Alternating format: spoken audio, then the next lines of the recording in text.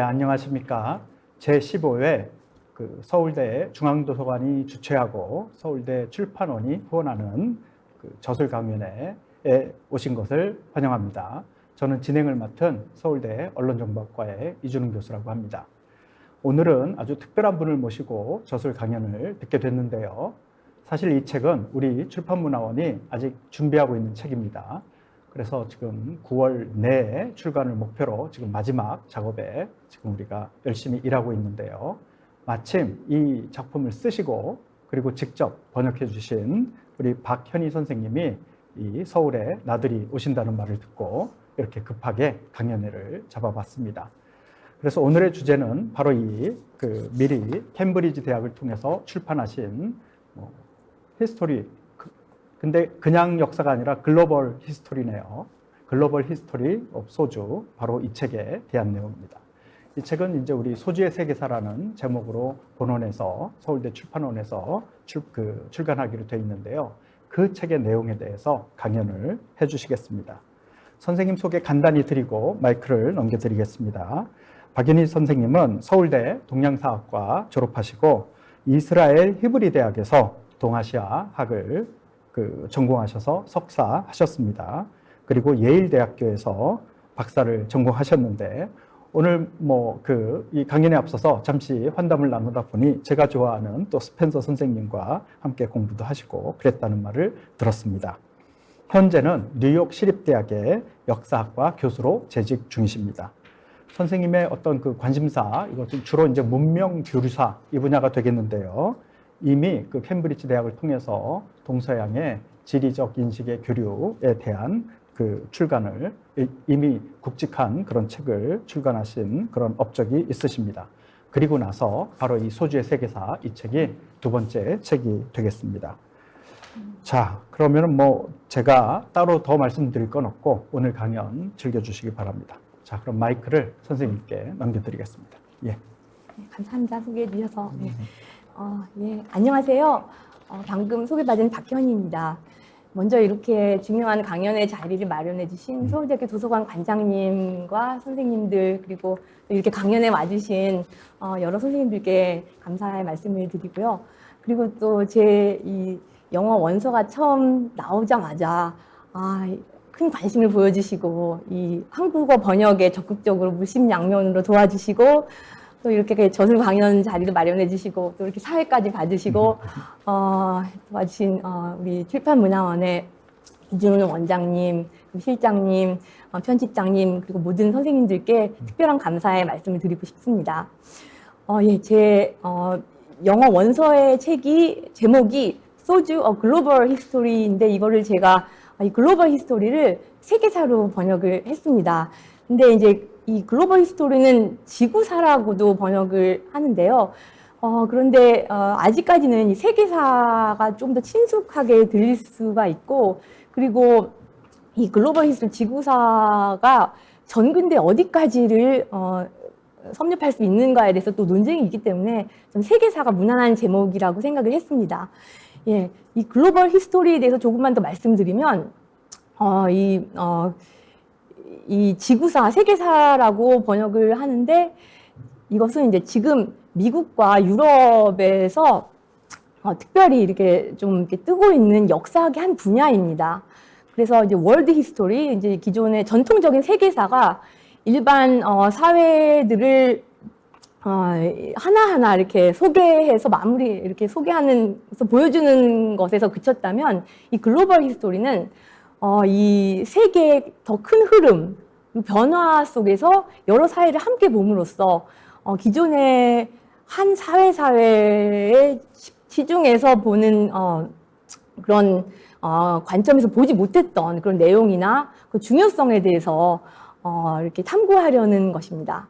예, 그래서 저는 이 소주를 이 세계사적 글로벌 히스토리가 관점으로 보는 것이 이 소주의 역사를 가장 잘 이해할 수 있다고 생각해서 이렇게 책까지 쓰게 됐고요. 근데 많은 분들이 이 소주는 전통적인 한국의 술이기 때문에 왜 세계사일까 하고 궁금해 하시는 분들이 많이 계실 것 같습니다. 그래서 먼저 그것부터 말씀을 드리겠습니다. 예, 그래서 한국에 계시면 얼마나 이 외국에서 미국을 비롯한 다른 나라에서 이 한국 문화에 대한 그런 뭐랄까 그 부음이 있는지 어느 정도 느끼실지 모르겠지만 며칠 전에도 그 에미상에서 이렇게 상을 받으셨잖아요. 예. 근데 정말 그걸 뛰어넘는 큰 인기를 외국에 나가면 볼 수 있고요. 제가 뉴욕에서 이제 가르치는데 제가 오징어 게임은 아직 못 봤지만 제 학생들이 그거 봤다면서 선생님 그거 꼭 보셔야 된다고 미국 학생들이 그렇게까지 얘기를 해줍니다.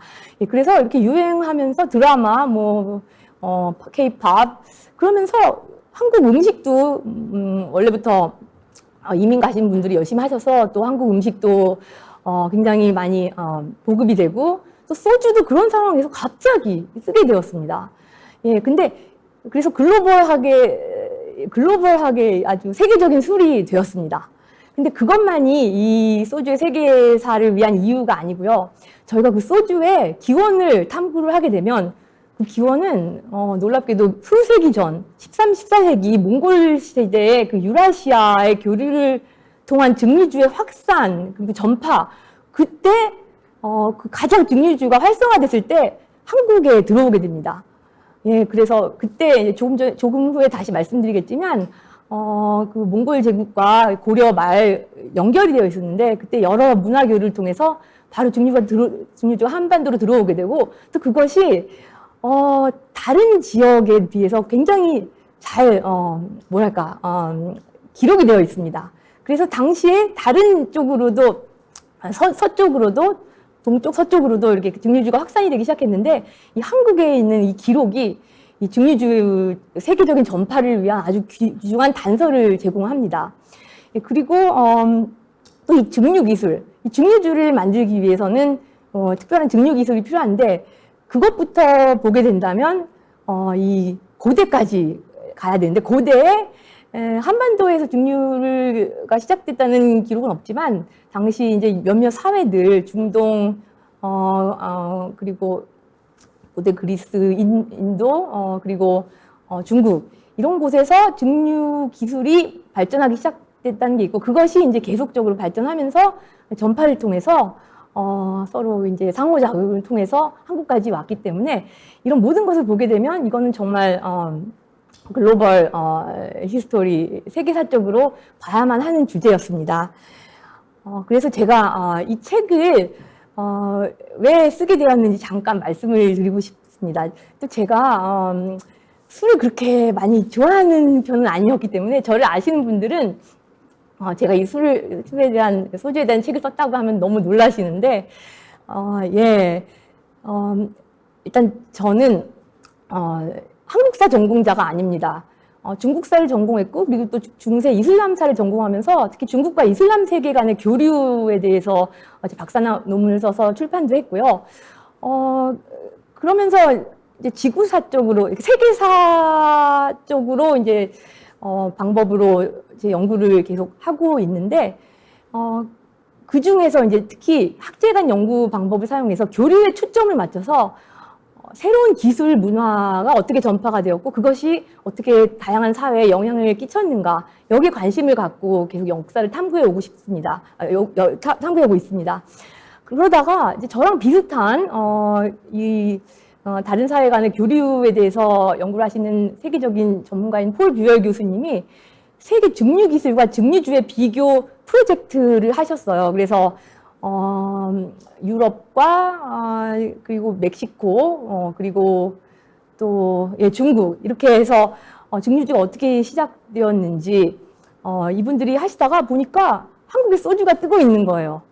근데 저한테 연락을 갑자기 주셔가지고 이 한국의 증류가 언제 시작됐냐 제가 13세기인 것 같다 이렇게 대충 알려져 있다 말씀을 드리니까 완전히 그 증류주가 확산되기 시작한 그 시기라면서 저한테 참여를 부탁을 했어요. 그래서 저는 정말 상상도 못한 프로젝트였지만 근데 또 그 당시에 소주에 관한 영어라든지 다른 나라의 언어로 된 연구가 없는 거예요. 그래서 지금까지 아주 술에 대한 유명한 책들이 많이 나왔지만 이 소주의 부분이 많이 누락이 되어 있는 걸 보고 저는 아직 잘 모르지만 뭐 어떻게 한국에 연구가 돼 있는 것을 조금 이제 영어로 소개를 하는 것만으로도 큰 공헌이겠다 싶어서 제가 하겠다고 시작을 했는데 보니까 이 자체가 너무 풍부한 주제, 교류의 여러 가지 면을 나타내는 점에서 풍부하고 그리고 또 한국의 연구가 많이 있을 줄 알았는데 좀 되다가 최근에 연구가 많이 안 된 경향을 보게 되었습니다.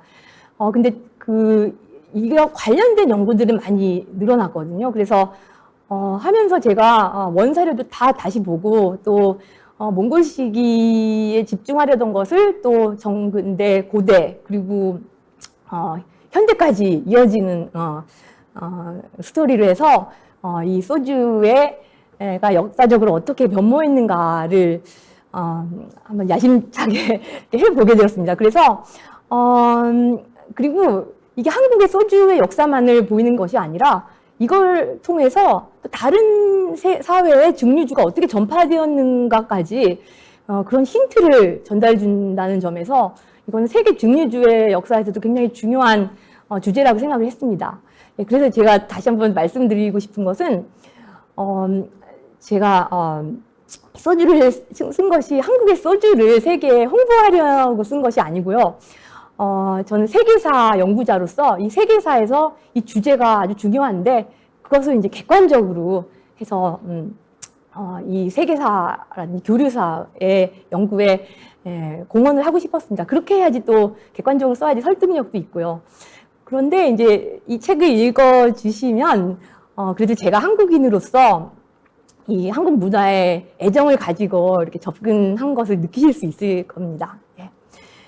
그리고 또 이 주제 자체가 정말 많은 문화 교류의 내용을 담고 있어서 너무 즐겁게 재밌게 쓰고 나름대로 많은 발견을 하고 정말 몰두해서 쓸 수 있었습니다.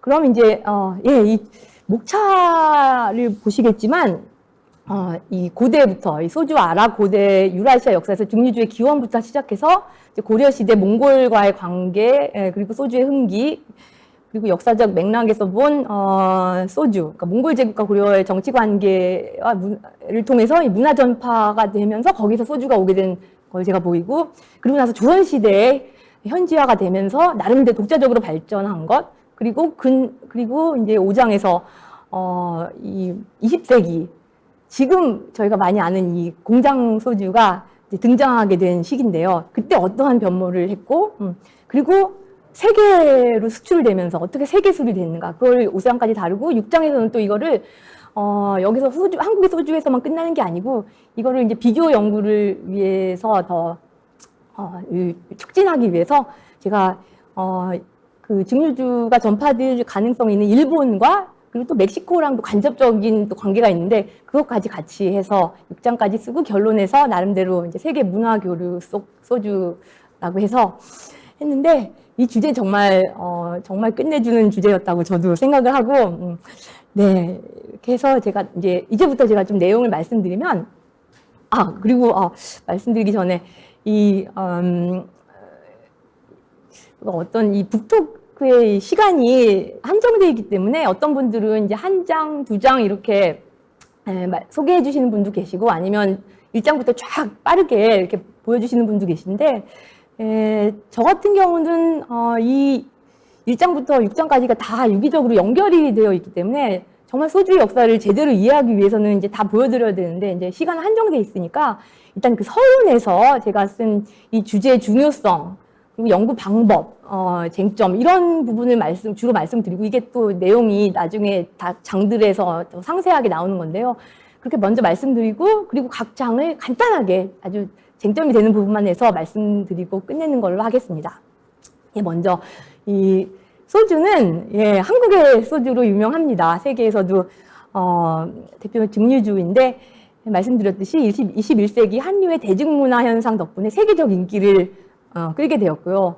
정말 제가 말씀드렸듯이 갑자기 이게 유명해진 걸 알 수 있었고, 슈퍼마켓 미국에 있는 슈퍼 그리고 한식당 가면은 항상 볼 수가 있고요. 그런데 이 소주의 세계화를 이끈 주역은 우리가 항상 마시는 이 이 초록색 병에 든 공장에서 대량으로 생산한 이 희석식 소주라고 합니다. 주정을 섞어서 여기 향신료를 넣어서 만든 건데요. 이게 가격이 또 싸니까 아주 등등. 그리고 한국 드라마에 이 소주 마시는 장면이 나오면서 사람들이 궁금해가지고 많이 또 사 드셨다고 하네요. 그래서 이것 때문에 소주가 유명해져서 이게 모두 소주라고 알고 있습니다. 이게 원래는 중국어 샤오조에서 온 건데, 근데 소주 하면 아무도 이 정체성에 대해서 의심을 안 하고요. 그리고 그런데 이 공장식 산업식 소주가 뜨면서 전통식 증류 소주도 조금씩 주목을 받기 시작합니다. 사진에서 보시겠지만 이 전통 소주랑 그리고 이 공장에서 만들어진 공장 생산 소주인데요. 그래서 이 소주가 이제 공장에서 이렇게 대량에 생산되다 보니 또 식당에서 싸게 많이 마실 수 있고 하다 보니까 이 소주가 언제 시작되었는지, 이게 기원이 어떻게 되는지에 대해서는 일반적으로는 많이 그러니까 친숙하지 않으십니다. 그리고 학문적 논쟁도 있고요. 그런데 제가 이제 이걸 시작하면서 그러면 한국의 증류주의 기원을 보기 위해서 이게 만약에 중국에서 왔으면 그 증류주는 언제 시작되었는가를 이제 봤는데, 거기에 대해서도 심지어 첨예한 아주 그런 논쟁이 있다는 것을 알게 되었습니다. 그래서 좀 이따가 다시 말씀드리겠지만 이걸 하다 보니까 그 정근대 유라시아, 아직 미국이 미주 대륙이 연결되어 있기 전에 이 정근대 유라시아에서도 많은 교류가 있었는데, 실크로드라고도 많이 알려져 있고 책도 있고요. 그래서 친숙하실 것 같은데, 그런 네트워크를 통해서 많은 인적, 물적, 그런 사상적인 교류가 이루어졌는데, 그 술도 마찬가지입니다. 그렇게 해서 이 한국에 술이 된 이 소주도 이렇게 시작이 되게 되었는데요. 그래서 이 소주의 역사를 탐구하면서 저는 이제 한국이 근대뿐 아니고 이 정근대에도 얼마나 많이 연결이 되어 있는가, 그 다른 넓은 사회와, 그래서 그걸 볼 수 있었고요. 그리고 이 책을 통해서 또 이 소주는 하나의 예로서 정말 풍부하고 재미있는 내용이 많은데, 그뿐 아니고 다른 우리가 일상생활에서 이제 사용하고 접하는 이런 것들이 생각보다도 그런 더 깊은 역사를 가지고 있고 아주 역동적인 그런 발전 과정을 거쳤다는 거를 알면은 저희가 더 많은 인간에 대해서, 우리 자신에 대해서, 다른 사람들에 대해서 생각할 수 있게 돼서 좋을 것 같다고 생각을 했습니다. 기타 글로벌 문화교류의 사례 연구를 촉진하고자 했습니다. 그래서 이제부터 이 내용을 말씀드리겠는데요. 소주 세계사에서 다루고 있는 글로벌 문화교류의 내용인데, 이 책을 쓰기 위해서 참 여러 주제가 연결이 되더라고요. 그래서 제가 이렇게 막 좀 복잡한 걸 이렇게 파고드는 걸 좋아하게 된 것 같아요. 그래서 이 세계사, 교류사, 음식문화사, 술의 역사, 몽골시대사, 과학기술사, 고려시대사, 조선시대부터 근대 한국사 등등 해가지고 근데 다행히 다 이런 전문 분야에 좋은 성과들이 있어서 제가 그런 것들을 참고하면서 또 제 나름대로 이 소주에 관련된 원사료를 직접 분석을 해서 연결을 시킬 수가 있었습니다. 그래서 여기 나열한 이 5가지의 그 학제간 방법에 대해서 하나씩 먼저 소개를 해드리겠습니다. 그래서 소주의 그 기원과 그 글로벌 문화 교류에서 먼저 소주 명칭의 유래부터 시작을 하고 싶습니다. 그래서 소주 이제 한국말인데 이게 중국어 샤오조에서 유래했습니다. 한자 같은 거 보이시죠? 그리고 또 이것이 일본의 증류주인 쇼추에 영향을 미칩니다. 그래서 이 동아시아 3국, 중국, 한국, 일본에서 동일한 한자, 아니면 비슷한, 일본에서 조금 바꿨는데, 그거를 공유를 한다는 것은 그만큼 정근대부터 많은 교류가 이루어졌고 연결되어 있다는 것을 저희가 짐작을 할 수 있습니다. 그런데 재미있게도 이게 소주뿐 아니고 한국, 중국, 일본에서 이 증류주를 아락이라고도 부른 건 많이들 모르십니다. 이 아락이 많은 분들이 생소할 텐데요. 근데 중동이나 저 터키, 그 중앙아시아에도 아니면 동남아시아에 가시면 이 아락이라는 증류주가 아주 보편화되어 있는 것을 보실 수 있습니다. 예, 소주처럼요. 이게 이 단어가 아락이라는 이 아랍어 단어, 땀이라는 뜻인데요. 땀방울. 여기서 유래한 건데 이것이 그 한국, 중국, 일본에서도 증류주의 한 종류, 나중엔 이게 또 소주는 아락이다 이렇게까지 동일시되기까지 하면서 이렇게 불렸습니다. 근데 어떻게 해서 이렇게 아랍어 단어가 한국, 중국, 일본에까지 쓰이게 됐는가? 예, 이거는 그 당시에 이런 이 증류주의 전파를 보면 아주 쉽게 알 수 있습니다. 그래서 지금 보실 수 있는 이 지도, 증류주의 전파 지도인데요. 이게 현재 지도를 바탕으로 해서 그 고대부터 역사적으로 이렇게 전파된 경로를 제가 사료 분석을 바탕으로 제가 그려봤습니다. 책을 읽으시면은 이게 어떻게 역사적으로 발전된 거를 이렇게 보실 수 있는데 이 그림 자체는 이제 좀 입체적이지 않지만 보시면 이 아락이 중동 부분에서 해서 화살표 방향으로 동쪽으로 이동해서 중국, 한국 그리고 일본, 몽골까지. 예, 그래서 몽골에서 다시 서쪽으로 이후에 가게 되고요. 계속 이렇게 가게 되고 그리고 또 이슬람 세계에서는 또 이제 그 알렘빅이라는 증류기가 당시 이슬람 통치하에 있던 스페인을 통해서 유럽으로 전해져서 그것이 이제 중세 유럽의 증류기 발전을 이끌게 됩니다. 예. 그래서 제가 특히 여기서 이제 이런 교류인데 이 물질에 대한 교류에 대해서 많은 연구들이 되어 있고 근데 지금 또 이 물질의 교류, 머티리얼 컬처 여기에 대한 연구도 지금 최근에 아주 활발해지고 있습니다. 이제 큰 교류에서 종교라든지 이런 큰 사상적 교류도 있지만 아주 저희가 일상생활에서 사용할 수 있는 자잘한 그런 것들도 이 교류를 통해서 많이 동서로 왔다 갔다 하면서 큰 영향을 끼쳤는데요.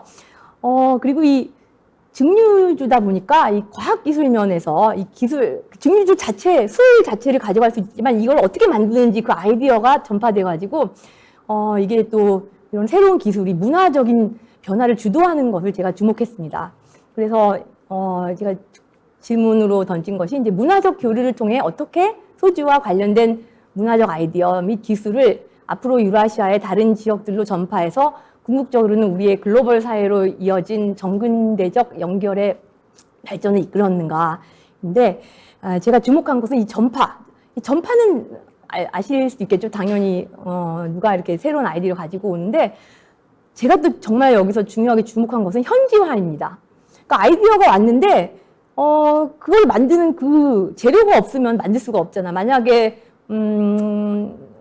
야자유로 뭘 만든다 하면은 근데 그 나라에서 야자유가 없으면 만들 수가 없는데 거기 있는 현지에 비슷한 비슷한 재료를 사용해가지고 비슷한 방법을 해서 만들게 되고 또 그걸로만으로 독창적인 것을 만들어낸 걸 볼 수 있습니다. 한국의 소주가 그렇게 해서 독창적으로 발전해서 지금 이렇게 발전해 왔는데요. 그래서 이 소주의 사례는 세계사적 관점에서 관찰하기는 정말 이상적인 문화적 요소였고 제가 이제 처음 이 영어 원고를 출판사에 보냈을 때 이거를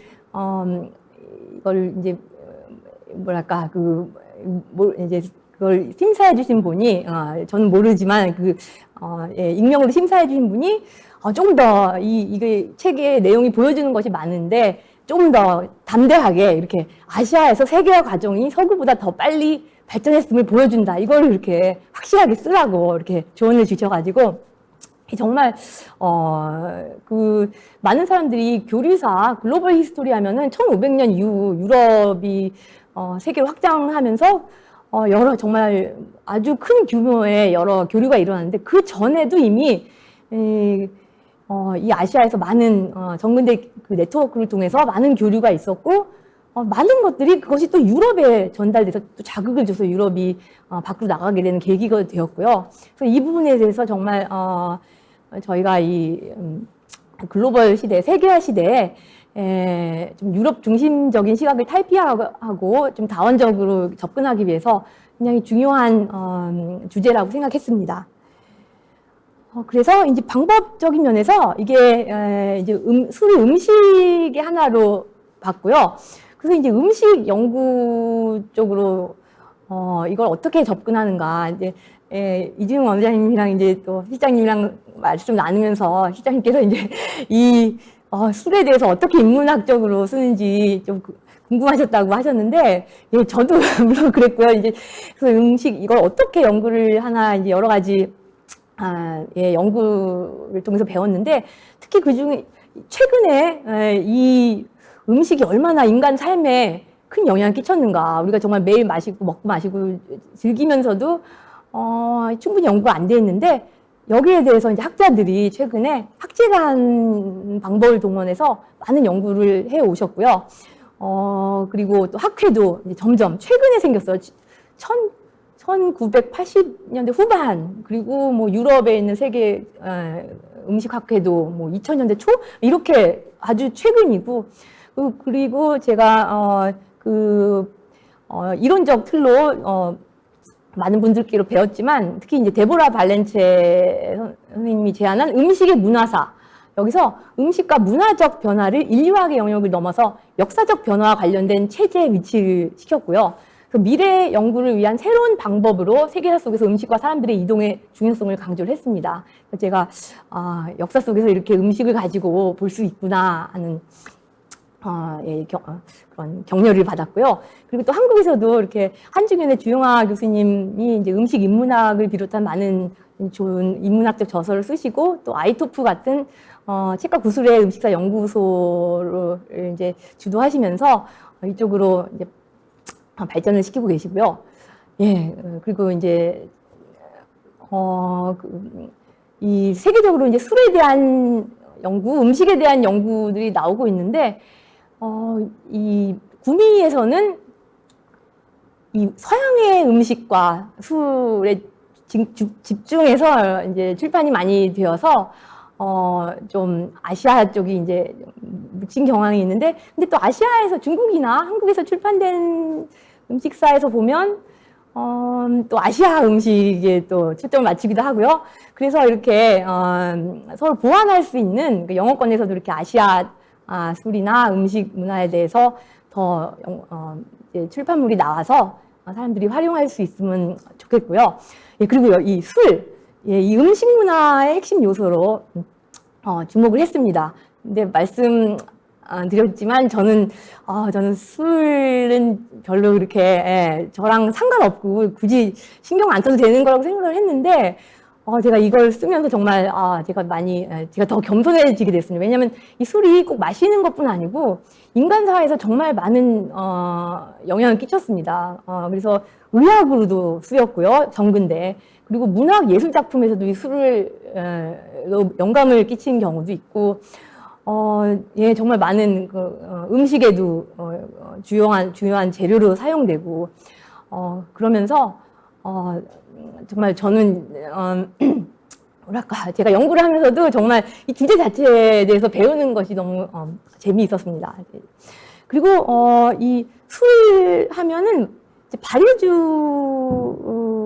이제 많이 증류주가 지금 많이 인기가 있지만, 이 고대부터 많이 마셨던 건 발효주인데, 이 발효주는 아주 고대부터 뭐 맥주나 와인이라든지 이 도수가 낮은데, 왜 도수가 낮냐면 이게 자연에서 발효가 되는 것이기 때문에 특별한 기술 없이 이 자연상을 보고 많은 곳에서 사람들이 이제 만들 수 있었고, 예, 그래서 많이 보편적으로 이렇게 활용이 되었어요. 예. 그런데 어느 순간에 이 증류 방법을 발견하게 되면서 증류주를 이제 만들게 되었습니다. 그래서 여기 이 발효주는 이 알코올 도수가 낮기 때문에 좀 잘 상하는 면이 있어요. 근데 이 증류 방법을 사용해서 증류를 만드니까 이게 더 보존 기간을 높일 수 있었습니다. 그래서 특히 정근대 냉장고가 없었잖아요. 지금 저희는 다 냉장고가 있지만 그 냉장고가 없었을 때 이 증류주의 개발은 정말로 중요한 인간 사회를 바꾸는 그런 중요한 발명이었고요. 예, 그래서 이걸 통해서 사람들이 일단 이 증류주를 만들고 마시기 시작하니까 이게 정말 세계적으로 빠른 시기 내에 확산이 되었던 것 같습니다. 그래서 그럼 어떤 증류 기술이라는 것은 무엇인가? 여기서부터 이제 시작을 해야 되는데, 그 일반 음식에 비해서 이거는 이제 과학기술의 면을 이제 많이 담고 있어서, 그래서 이 과학기술사 연구하시는 선생님들, 이 국내에도 국외에도 이렇게 정말 전문가분 선생님께서 많이 계신데, 지금 최근에 또 이 학문 분야도 아주 크게 약진하고 있습니다.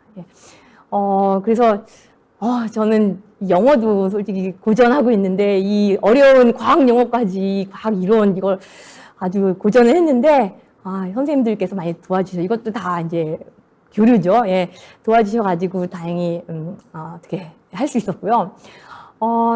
예, 이 과학 발전을 통해서, 이 증류 기술을 통해서 이게 이제 본격적으로 만들어지고, 이게 1500년부터 근대 초반, 예, 그때부터 이제 글로벌 네트워크가 만들어지면서 전 지구적으로 예, 이게 부상을 합니다. 그런데 아시아의 사례는 이보다 더 앞선 14세기까지 거슬러 갑니다. 제가 제 책에서 그거를 소주뿐 아니고 그 부분에 대해서 확실하게 이번에 제가 좀 밝혔습니다. 그래서 이 증류주가 어떤 건지 저도 이거 처음 시작할 때 몰랐어요. 그래서 처음부터 시작하고 용어도 익히고 했는데, 이 증류주라는 것은 이 증류라는 것, 이것은 과학적 과정을 통해 만들어지고 액체의 구성 요소들이 끓는 점이 다른데, 그 차이를 이용해서 어느 순간까지 끓이면 분리되는 그 알코올이 이제 기화돼서 그것을 다시 액체로 만들어서 고농도 알코올이 함유된 그 방울을 얻어서 이거 증류주를 생산을 합니다.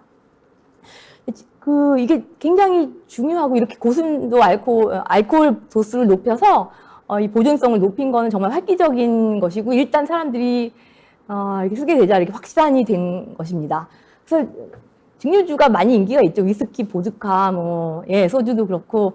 그런데 이게 시작된 게 얼마 안 돼요. 500년, 600년? 예. 그래서 이 말씀을 드리면 많이들 놀라시더라고요. 고대부터 있던 것처럼 이렇게 생각하시는 분도 계신데, 예. 그래서 이 증류를 위해서는 증류기가 필요합니다. 이 기구가 필요한데, 지금 그림에서 보시면 맨 위쪽에 있는 게 이게 이제 근세 유럽에서 쓰인 그 증류기입니다. 보시면 왼쪽에 있는 기구에서 그 안에 발효주를 넣고 이걸 끓여서 그 안에서 이제 증류해서 이 알코올과 물을 분리해서 다른 요소를 분리해서 그것을 이제 옆에 있는 물에 있는 그 텁으로 관으로 해서 차가운 물을 사용해서 빨리 이제 그 액체를 다시 만들어서 그거를 옆에 보이는 그 잔에 똑똑똑 해가지고 이렇게 담는 것입니다. 예. 근데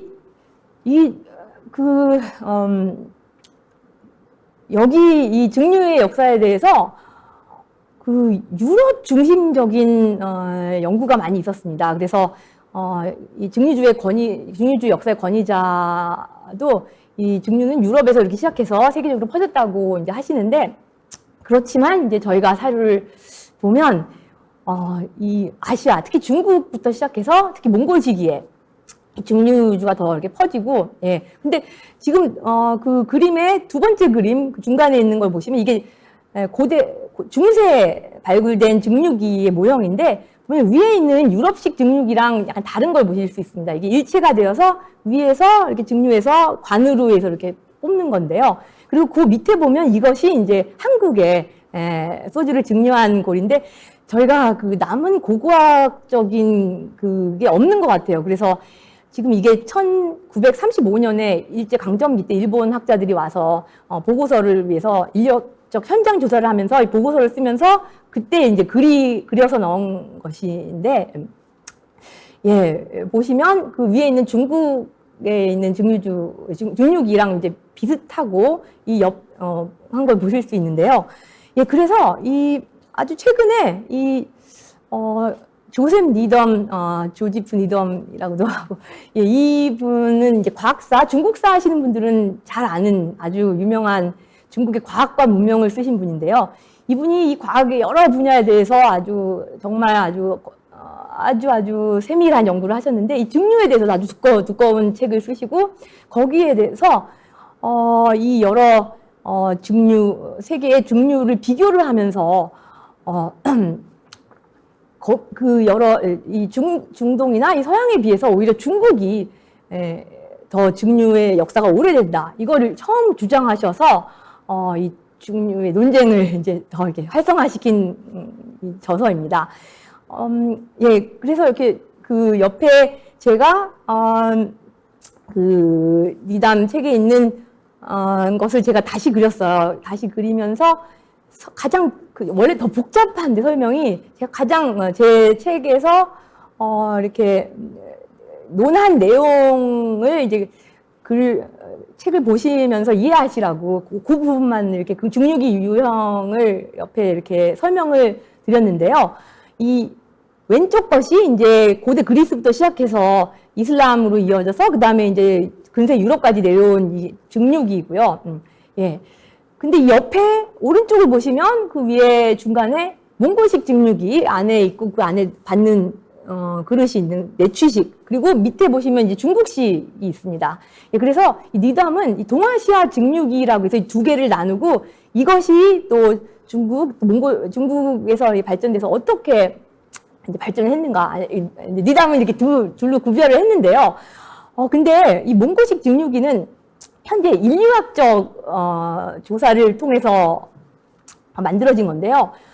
지금도 그 몽골을 방문을 하면 지금은 이제 거기 보드카, 현대적 공장 생산하는 보드카를 마실 수 있지만 좀 더 깊이 들어가면 전통식 이 몽골 증류주, 이 말의 우유를 발효시킨 것을 증류한 것을 마실 수 있어요. 예. 예, 저도 한번 현장 조사 갔다가 권해주는데 저는 제가 좀 약간 조금 맛을 보고 말았는데, 예, 근데 그것이 아르히라고 합니다. 이게 영어로 아르히인데 이 몽골어로 이게 복잡해서 아리흐라고 합니다. 아리흐. 그래서 아락에서 이제 온 것인데 이제 영어로 이제 아르히라고 쓰기 때문에, 근데 이것이 이게 여러 사료를 보면은 몽골 시대까지 이제 거슬러 올라간다는 건데, 이 니덤의 명저에서는 그 기술적인 면에 집중하고 이 역사적으로 이게 어떻게 이 몽골이 이렇게 전파를 했고 그런 맥락을 조금 소홀히 한 것이 있었습니다. 그래서 그 부분을 제가 이 몽골 시대에 주목하면서 그리고 또 역사적인 그런 전파에 주목을 하면서 이 몽골식 증류기가 이 몽골 제국 시대 13, 14세기에 이미 이제 여러 가지 역사적인 과정을 거쳐서 이제 발전했고 그것이 또 한국에 전파가 된 거, 예, 그것까지 제가 논했습니다. 그래서 이 몽골식 증류기 그거 잠깐 이제 봐주시고요, 기억해 주시고요. 그리고 이 몽골 시기에 이 증류주가 확산됐다는 거를 본격적으로 이렇게 이론을 해서 가져오신 게 이제 폴 뷰얼 박사님인데, 제가 이분의 프로젝트에 참가하면서 이 소주에 대해서 같이 쓰게 됐는데요. 그래서 이 몽골의 역할에 주목을 했습니다. 이 뷰얼 박사님이요. 그래서 요즘에 이 몽골 시기에 대해서도 한국에서는 워낙 좋은 연구가 많이 되어 있었고 아주 뛰어나신 선생님도 계시고 또 이 구미에서도 좋은 연구가 있었고 최근에 더 이 세계 글로벌 히스토리가 뜨면서 더 주목을 받고 있습니다. 예, 여기 제가 다른 선생님도 연구를 바탕으로 해서 다시 그린 몽골 지도인데요. 여기 고려가 보이시고 그리고 이 서쪽으로 중국, 그리고 중앙아시아, 그리고 저기 중동까지 이렇게 포괄하는 큰 제국. 그러니까 연속적으로 역사상으로 가장 큰 제국이라고 합니다. 예, 물론 대영 제국이 가장 큰 영토를 보유했지만 여기저기 이렇게 따로따로 흩어져 있었지만 몽골 제국은 하나의 연속적인 영토로서 가장 큰 제국을 만들었는데요. 예, 13세기에 초원에서 일어나서 유목민이니까요. 예, 정말 초원, 예, 아무것도 없는 건물도 없고, 그렇지만 그 나름의 그런 방식, 기동성을 가지고 세계를 정복하고, 그리고 또 이분들이 증불법을 발명했다는 증거는 없지만 이 13, 14세기에 이분들은 여러 그 사회들, 정주 사회들, 정말 이 중국도 그렇고 이슬람 세계도 그렇고 큰 문명을 발전시킨 곳들인데 다 몽골 통치하에 들어가고요. 근데 몽골이 정말 재미있는 것이 워낙 이렇게 이동하고 유연하다 보니까 이 각 여러 사회에 있는 여러 문화를 다 흡수를 했어요. 그래서 이걸 배제하지 않고 여기 있는 문화, 저기 있는 문화를 다 같이, 여기 기술자들도 그 수도, 지금 북경인 대도에 다 불러서 거기서 여러 가지 문화를 융합시키고, 심지어 유럽에서 맥주 기술자를 불러서 맥주까지 만들고, 또 그러던 상황에 이 중국에서 조금씩 증류주가 뜨기 시작하고 있었습니다. 그래서 여기에 대해서 또 치열한 논쟁인데, 이 중국의 증류주가 언제 시작되었는가. 예, 그러니까 제가 여러 가지 이 사료를 분석해 본 결과, 송나라 때부터 뭔가 이 샤오조, 소주의 원형인 이것이 조금씩 뜨기 시작한 것 같은데, 아직 대중화는 안 돼 있었어요. 그러다가, 이 아락이라는 또 새로운 증류주가 이 남해를 통해서 중국으로 오게 되고, 또 이게 또 같이 이렇게 섞이면서, 또 그러면서 몽골이 이제 중국을 통치하고 하면서 또 몽골인들에게 또 술이 굉장히 중요했거든요. 예, 그래서 여기 보시겠지만 그 수세기 동안 중국에서 이제 좀 샤오조가 기존의 발효주에 비해서 더 이렇게 독한 술로 이렇게 있었는데, 예, 또 14세기 문헌에 이제 증류주 아락이 새로 와서 외래 소주, 그러니까 그 이민족 소주라고 불리게 됩니다. 그러니까 소주가 먼저 있었고 뭔가 새로운 것이 왔는데 이거 소주랑 비슷하다. 그래서 이민족 소주, 그 이름은 아락이다. 이렇게 사료에 나와요. 14세기 문헌에.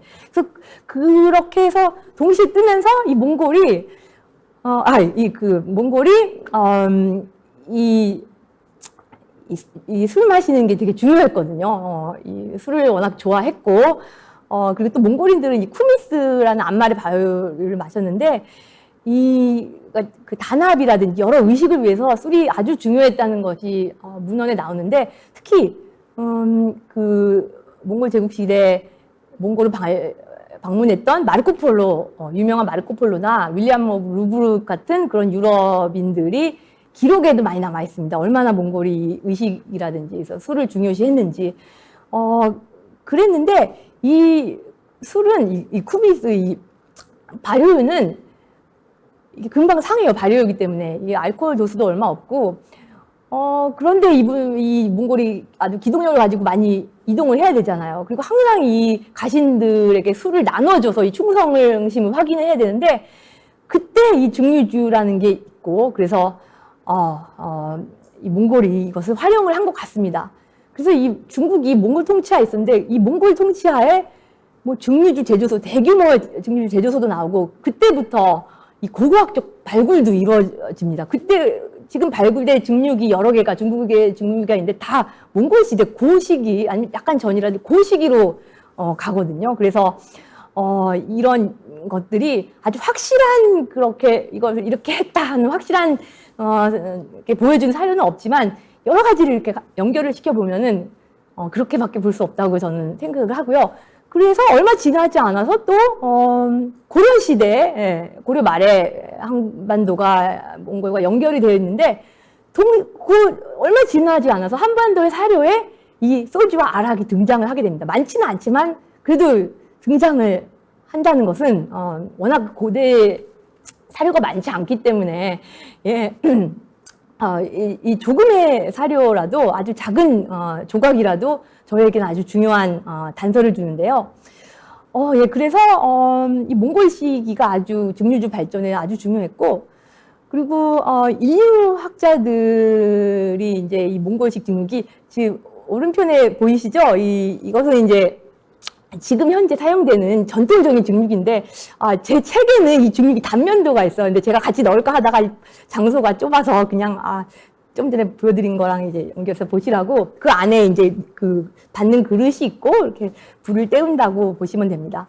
그래서 이것이 사용하기 쉽기 때문에 어디든 가지고 다니면서, 이 증류를 확산을 시켰다고, 가정할 수 있을 것 같습니다. 예, 예. 그래서 이러한 그 기록이 남아 있는 게 한국이 유일합니다. 당시 몽골에서 전파된 증류주 기록이 남아 있는 것이. 그래서 이 책에서는 이제 음식의 역사와 기술 전파 및 혁신의 구체적인 예로서 증류 기술의 전파에 주목을 했는데요. 한국을 포함하는 세계사적 맥락에서 이 역사적 현상으로 저는 고찰을 했고요. 그래서 여기가 이제 본격적으로 한국사를 세계사적 맥락에 위치를 시켰습니다. 그래서 이 한국에서의 증류주의 발전을 이제 추적하기 위해서 고대부터 한국에서 어떠한 음주 문화, 어떤 술이 발전을 했는가부터 시작을 했고요. 그래서 그 한국사 하면 특히 이제 구미에서는 이 조선시대사에 관련된 것이 좀 많이 있고 워낙 사료도 많으니까요. 그리고 특히 이제 20세기 아니면 한국 전쟁 그리고 이후 이 시기에 대한 것이 많은데 이 고려 시대라든지 그 전에 대해서는 조금 연구가 부족한 것 같습니다. 그리고 특히 이제 사회 문화적인 역사 쪽으로 더 부족한데요. 워낙 사료도 부족하기 때문이죠. 근데 이제 이 소유를 가지고 저는 이 고대 정근대도 이 사회적 문화적인 면을 우리가 사료는 적지만 그래도 이렇게 보는 것이 중요하다고 강조를 했고요. 그리고 이 몽골 제국 시기가 지금 최근에 많이 재조명되고 있습니다. 그래서 전에는 이 몽골 하면은 아주 야만적으로 그냥 다 부시고 죽이고 다 패는 그리고 다 파괴하는 그런 것에 초점을 맞췄는데 물론 정근대 처음에 그런 것이 있었지만은 그렇지만 몽골이 굉장히 유연하게 다른 문화를 받아들이고 이렇게 융합시킨 거 그런 쪽으로 많이 보게 되고 특히 몽골이 제국을 완성하고 이 무역로가 굉장히 좀 더 활성화되면서 많은 문화나 인적, 물적 자원이 유통된 그 부분에 대해서 팍스 몽골리카, 몽골 평화 시대 해가지고 많은 재조명이 이루어지고 있는데요. 그래서 저는 이제 한국 역사에서도 이 동시대, 고려시대 말인데 이때 동등한 재평가가 필요하다고 생각합니다. 이제 물론 몽골에 당했지만 이제 몽골이 쳐들어와서 종속되었지만 그렇지만 최근에 아주 좋은 연구가 많은데 보면은 얼마나 그 안에서 힘들었지만 자주적으로 그런 변화에 적응해 나가고 새로운 것을 만들어가는 많은 것을 볼 수가 있었습니다. 거기에 이제 소주도 그 여러 가지 교류 중에 하나인데요. 예, 그래서 고려 원간계 이 몽골 제국에서 또 중요한 지역이 되었습니다. 이 몽골 시대에서 여러 나눠졌는데 이 한국은 몽골의 그 사회국가, 그 덱한 그 황제의 사회가 되어가지고 또 아주 높은 지위를 누리고 그거를 많이 활용을 했습니다. 그래서 활발한 교류도 있었고요. 그런 부분을 더 많이 그런 부분을 제 소주를 통해서 더 볼 수 있도록 제가 좀 그런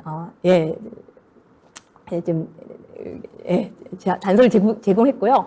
그리고 나서 이 조선 시기 이후 소주가 계속적으로 발전했는데 이때는 현지화되는 시기였는데 그때 이제 독특하게 발전을 하고 그리고 나서 그것이 이제 20세기 초에 일제 강점기를 거치면서 또 새로운 그 기술이 들어와서 이제 서양에서 이루어진 과학혁명, 산업혁명을 통해서 더 이제 그런 큰 기계가 만들어지고 그런 것이 이제 일본으로 들어왔다가 이제 일본을 통해서 한국에 들어와서 또 소주 문화를 바꾸게 되었는데 그러다가 이제 이런 여러 어려운 시기를 거치다가 결국 전통주가 이제 부활되게 되고 그 부활이 갑자기 된 것도 아니고 그 전에 전통이 있었고 기록이 남아 있고 그러니까 그런 노력을 통해서 이제 부활하고 또 동시에 또 그 연속식 증류기를 통해서 계속적으로 이 산업적인 소주는 또 발전을 해서 또 지금 세계에서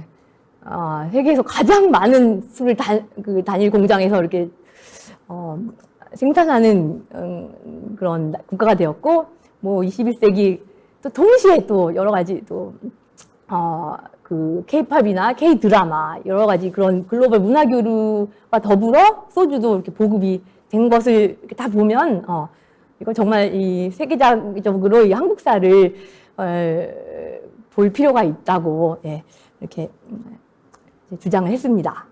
그래서 다시 이렇게 목차인데요.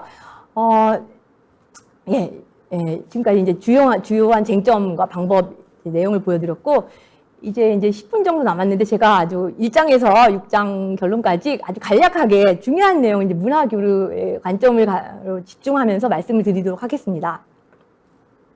그 다음, 1장, 소주와 아락, 유라시아 역사에서의 증류주의 기원이기 때문에 이 증류 및 증류주가 언제 시작되었는지 여러 가지 이론이 있습니다. 제가 이걸 시작할 때 이 책에서 보니까 중동에서 시작됐다. 저 책을 보니까 중국에서 시작됐다. 완전 중구난방해가지고 머리가 정말 이걸 다 보면서 머리가 좀 많이 아팠는데 그래서 열심히 해서 또 나름의 또 분석을 통해서 그럴듯한 이제 가능성이 있는 그런 가설을 제기를 했는데 제 원고를 읽어주신 이 전문가분들도 보시고 설득력이 있다고 신빙성이 있다고 말씀을 해주셨습니다. 그래서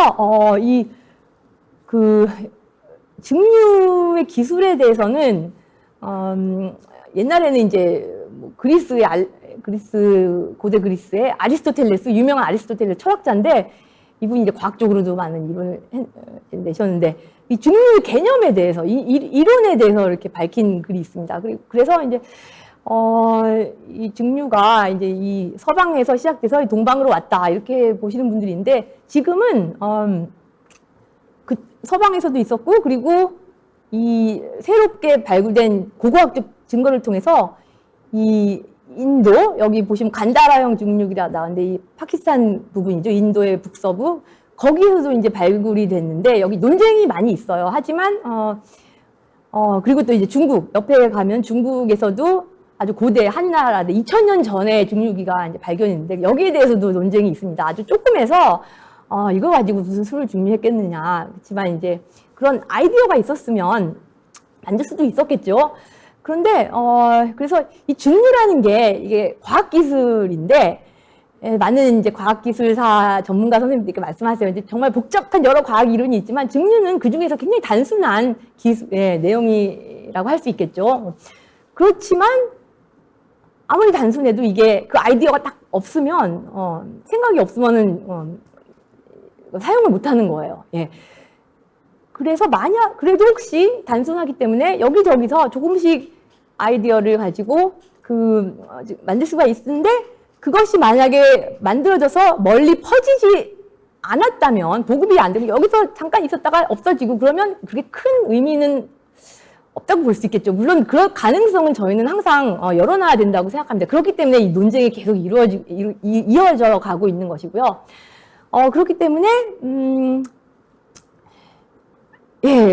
그랬는데 또 그 발견된 증류기들을 보면 이게 술을 증류했다는 증거는 안 보여요. 기록에도 없고요. 그래서 아마 향수라든지 그 수은 이런 것들 에서 이를 주로 이제 도가라든지 뭐 불로장생약을 만든다든지 뭐 그런 식으로 해서 조금 만들었을 가능성은 있습니다. 근데 저희는 이제 모르죠. 그러다가 이제 조금씩 이 증류가 이 증류의 그 흔적이 보이는데요.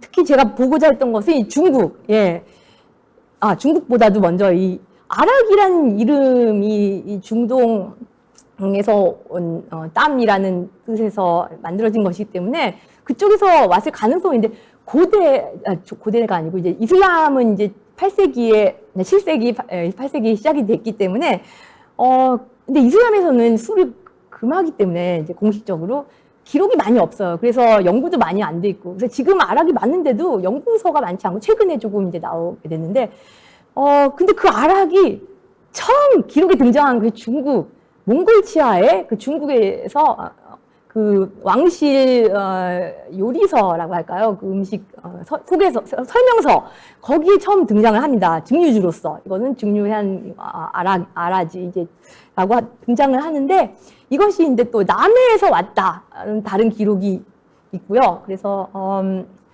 예, 여기 보시면 이 거각필용이 14세기 경에 쓰여진 건데 남부 이민족의 샤오조를 만드는 방법, 남번소주법에서 어떤 재료들 다 쓸 수 있고 그 이름은 아락이고 보신 이 증류기는 이제 다른 선생님이 원전을 가지고 재구성을 한 건 제가 이제 다시 재구성을 해서 그린 건데요.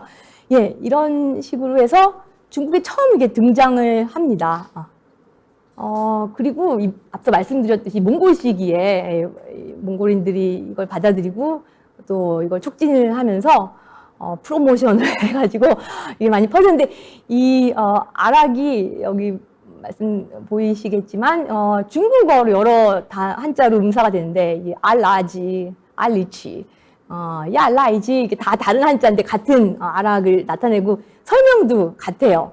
예, 그리고 이 여러 그 기록이 동시에 나타나게 되고 그리고 이 증류소 밑에 보이는 게 그 리두의 이 증류소인데요. 유네스코 10대 국악 발견에서 선정이 됐고 아주 대규모로 이때부터 나타나기 시작합니다. 근데 그때 이제 가장 그러니까 증류주 자체가 몽골 시기에 퍼졌기 때문에 그게 이제 한국으로 그때 전파됐을 가능성이 가장 높은 거죠. 그 전에 뭐 있을 수가 있겠지만 예를 들어서 이 이슬람 세계에서 이 아락이 먼저 있었을 가능성이 많은데, 그러니까 술을 공식적으로 못 마셔도, 그러니까 뭐 뒤에서 마실 수도 있고, 그리고 또 마실 수도 있고, 그리고 그 이슬람 세계에 또 무슬림이 아닌 사람들도 많이 살아서 그분들이 이제 상업 활동을 위해서 인도양으로 항해하면서 중국까지 오면서 이 증류주의 이 보존성이라든지 이런 거를 발견하고 예, 이걸 확산시켰을 가능성이 있습니다. 다시 그래서 우리나라 한반도로 온 것은 이제 몽골 시대에 왔을 가능성이 가장 높은데 실제로 몽골 고려 말에 그 기록이 등장합니다. 그러면 많은 분들이 이제 물어보세요. 그러면 그 전 시기도 혹시 있지 않았을까? 또 그런데 그래서 제가 이 2장에서 그 전 시기에 어떤 술을 한반도에서 마셨고 어떤 것이 기록이 되어 있는지 다 봤는데 증류주는 없었습니다. 고려 중기까지 술을 좋아하는 이규보라든지 술에 대해서 많이 기록을 하고 있는 재밌는 기록이 많이 있어요. 근데 증류주는 없었고요. 그러다가 이제 몽골 시기에 이제 처음으로 등장을 하는데 기록에서 이제 군인들이 많이 마셔서 너무 많이 마셔서 취해서 이제 벌 받기도 하고 또 몽골 이 3장에서 제가 이 몽골 세계 질서 속의 한국이 새로 나온 최신 연구 성과를 다 동원을 해서 여러 상호 교류를 이제 봤는데 이색과 같은 신유학자 학자들이 또 과거 시험도 성공적으로 봐서 이제 몽골 그 먼 나라 제국에서 벼슬도 하고 또 새로운 문화를 가지고 와서 시를 썼는데 이 아락에 대해서 정말 이 아주 뼈까지 이렇게 스며드는 그런 증류주를 아락이다 이렇게 이제 아락일인데 중국어 발음은 알아지가 되거든요. 그래서 아락. 네. 그래서 근데 그거 말고도 여러 그 교류를 통해서 너무 많은 것들이 들어옵니다. 보시겠지만 뭐 신유학도 그때 몽골 원나라에서 들어오고 과학 천문학 이런 것들도 그 원나라 때 몽골이 그 이슬람에서 데려온 그 천문학자들을 사용해서 또 원래 있던 걸 업그레이드 시키고 그런 것들이 한국에 전해져서 또 한국에서도 이제 칠정산, 매편 그 무슬림 캘린더까지, 달력까지 같이 이제 개발이 되고요. 선생님들이 많이 좋은 연구를 하셨고, 그리고 의학, 식품, 음료, 여러 가지 불고기, 우리가 한국 이 불고기가 외국에서도 아주 인기가 많은데, 원래 고려 시기, 몽골 시기 전에는 불교 때문에 고기를 많이 안 먹었고, 고기를 먹어도 아주 좀 맛이 없게 그냥 물속에 팡 넣어서 끓여 먹었다, 뭐 이런 기록이 있을 정도로 그랬는데, 이 몽골이 오면서 이 고기 문화도 많이 가지고 왔다고 합니다. 그래서 그리고 또 설렁탕도 여러 이론이 있지만 최근에 밝혀진 바로는 아무래도 그 몽골의 그 연회국, 그러니까 고깃국에 여러 가지 섞어서 먹는 그 슐런, 이건 인도나 다른 중앙아시아까지도 이렇게 전파가 됐는데, 이게 한국에 와서 설렁탕이 되고, 또 여러 가지 의복도 그렇고, 그러니까 그런 많은 것이 대규모로 한반도로 전파됐을 때 당연히 이 소주도 올 수밖에 없었을 거고, 또 다른 여러 가지 기록이 있어서 거기서 제가 그것을 논했습니다. 그리고 사장에서 여기서 이제 본격적으로 이 소주가 어떻게 발전하는지가 나오는데요. 이 고려시대 사료가 한 3-4개밖에 없다면 이 조선시대가 아주 폭발을 합니다. 그러니까 초기부터 시작해서 고려가 아니고 조선왕조실록부터 시작해서 뭐 많은 왕실 기록, 또 문인들의 기록, 또 심지어 요리책, 아주 다양하게 의학서적, 다양하게 소주가 어떻게 만들어졌고, 뭐 의학으로서 뭐 또 부작용, 갑자기 마셔서 막 죽고, 또 제사 때 원래 제사에서는 청주만을 쓰는데 이 여름에는 청주가 금방 상하니까 소주를 써도 된다, 이렇게 심지어 그 의례까지 바꾸기도 했습니다. 그만큼 실용성이 있게 했는데요. 밑에 제가 또 여기서 초점 맞춘 것은 밑에 보시겠지만 몽골형 증류기인데, 이것이 이제 한국에 빠르게 보급이 되었기 때문에 빨리 퍼진 것 같아요. 이 냄비식, 그러니까 냄비 뚜껑을 반대로 해서 끓여서 이렇게 안에서 이렇게 받는 거, 굉장히 간단하니까 제가 그 여행기에서 이 기록을 찾았어요. 그래서 여행에서 표류하던 이지양이라는 그런 사람이 이제 바다에서 물이 없는데 이 바닷물을 이렇게 증류해 가지고 마셨다, 이 소주를 증류하는 것처럼 했다, 이렇게 기록이 나와 있습니다. 그 방식이랑 기록을 보면 간단한 이런 몽골식인 것 같고요. 단순해서 많이 퍼진 것 같고, 그리고 또 제가 소개한 게 이 안동에서 쓰여진 요리책인데, 요리책이 몇 개가 있는데, 최초의 요리책 중에 하나고 동아시아 최초의 여성이 기록한 요리책인데요. 여기에 이제 소주를 어떻게 만드는지 자세하게는 안 나오지만 이렇게 힌트가 있습니다. 위에 올려놓은 물이 따뜻해지거든 자주 갈대 한 솥에 샘을 떠놓았다가 풀면서 즉시 부으면 소주가 많이 나온다. 찬물로 이렇게 그걸 이렇게 보여줍니다. 그래서 제가 좀 서두르겠습니다. 그래서 이렇게 발전을 하다가 이 20세기에 일제강점기가 되면서 일본이 이 신식 증류기를 가지고 왔습니다. 그래서 여기 오른쪽에 보시는 이게 이제 제주도에 세워진 근대 공장식 소주 공장인데요.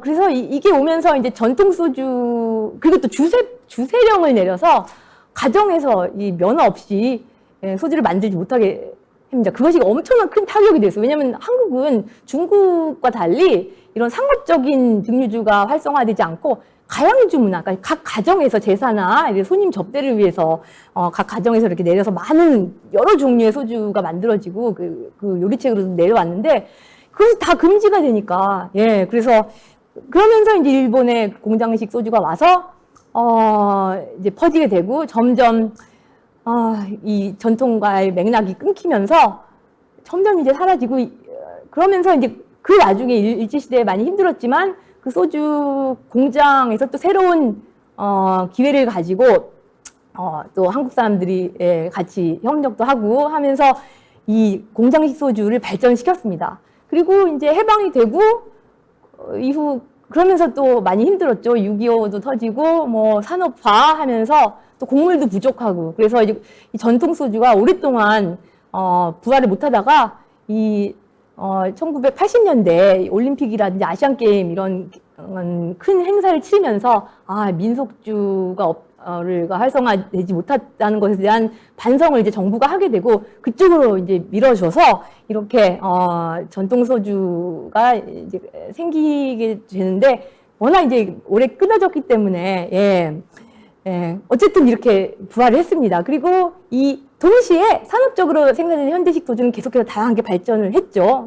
여기도 여러 가지 이제, 이야기가 있는데요. 지금 시간이 없어서 제가 수출도 하게 되고, 그리고 6장에서 일본과 멕시코 이거는 이제 읽어주시면 결론에서 이제 증류의 이 내용을 가지고 저는 정말 과감하게 증류의 세계사를 다시 쓰자. 이렇게 해서 유럽 중심적이었다면 당연히 잘 써야 되죠. 왜냐하면 그 기록도 아시아에서 먼저이고, 그리고 이걸 가지고 여러 가지 전통, 전파, 현지화, 혁신, 그리고 과거, 현재 이걸 가지고 이 과거를 통해서 이제 통찰력을 가지고 이제 미래에 대해서도 이제 준비를 할 수 있도록. 그러니까 이 책은 이제 이런 소주와 같이 매우 지역적인 작은 문화적인 품목도 이 세계사의 더 큰 흐름과 연결되어 있음을 이제 보였고, 음식이나 과학기술과 같은 여러 세분 분야에서도 그 타당성을 검증하는 학제간 연구 방법을 통해서 양자 간의 연관성을 이해하고, 그래서 소주를 좋아하지 않으신 분도 이걸 보시고 참 많은 역동적인 그런 역사를 보고 인문학적 이해를 얻으실 수 있기를 바랍니다. 감사합니다. 조금 길어졌습니다. 네, 아주 1시간, 원래 1시간 예정했는데 제가 소개 좀 드리고 그리고 나서 이제 사용하신 시간이 정확하게 1시간 사용하셨습니다. 그래서 뭐 사실은 이 소주에 대한 학술서가 이런 어떤 문화적 산물에 대한 학술서가 없는데, 특별히 이제 주류, 이 소주, 증류주에 대해서는 뭐 이런 학술적인 연구 성과가 거의 없다시피 한 그런 어떤 분야인데, 거기에서 이렇게 연구를 통해서 직접 사료를 섭렵을 해서 그래서 이렇게 중요한 어떤 박현희 가설 뭐 이것도 만들어내시고, 그다음에 기존에 이제 논란이 있는 내용들을 많이 이제 정리해 주신 그런 측면도 있는 것 같아요. 그래서 그렇게 크게 기여를 하신 내용들을 이 종합적으로 말씀을 드리려다 보니 아무래도 1시간은 좀 부족했던 것 같습니다. 그래서 아마 뭐 이 책에 예상된 독자들 지금 뭐 많이 보고 계실 텐데요. 혹은 이제 나중에라도 볼 텐데요. 이 서울대 출판원에서 나온 번역물을, 이 번역서를 보시면 되겠습니다. 참고로 번역도 우리 박 선생님께서 직접 하셨습니다. 자, 그러면은 뭐 시간이 한 25분 정도 남았는데 질의응답 쭉 이렇게 이어나가겠습니다. 미리 받은 질문이 있고, 그 다음에 지금 그 강연을 통해서 유튜브 댓글란에 이렇게 댓글을 통해서 질문을 주신 내용도 있는데요. 사실 이렇게 쭉 보다 보니 중복되는 내용들이 많이 있네요. 그래서 중복된 내용을 이렇게 정리해서 몇 가지로 이렇게 묶어서 질문을 드리겠습니다. 한 크게 3범주로 질문을 드릴 텐데, 일단 그 첫 번째는 이 주제와 관련해서, 이 소주에 관련해서 몇 가지 여쭤보고요. 두 번째는 사실은 그런 질문들이 좀 많아서 이론적인 관점에서 몇 가지 또 제기된 얘기가 있습니다. 그래서 이런 어떤 이 문명의 교류사 연구하는 게 이론적으로 어떤 의미가 있는지 이런 것도 좀 질문하고, 마지막으로 우리 박 선생님 이런 어떤 주장을 하기 위해서 어떻게 자료를 수집하시고 연구하셨는지 그런 어떤 방법론에 대해서도 한번 논의를 해보겠습니다. 먼저 이제 첫 번째 그 질문인데요. 사실 이 질문이 가장 많았어요. 근데 사실은 책을 읽어보면 이 내용이 다 나오거든요. 그래서 근데 오늘 강연에서는 시간이 약간 쫓기시다 보니 그 부분을 너무 이제 빨리 좀 넘어가셨는데, 그래서 굳이 말씀을 드리자면 우리 지금 많은 질문의 내용은 왜 애초에 증류주로 출발을 한 소주가 이렇게 희석식 말하자면은 이런 어떤 술이 돼서 대중화가 되었느냐, 그 어떤 결정적인 변화의 요인이 무엇이냐라는 질문이 너무 많아요. 근데 뭐 읽어보면 나오고, 박 선생님이 지금 이제 여러 그 응답이 있지만 그 중에 하나는 역시 이제 근대화죠. 특히 이제 일제시대 때 우리는 근대화가 되면서 일본의 그런 어떤 공장식 생산, 그리고 이제 주세령 이런 얘기 하셨습니다.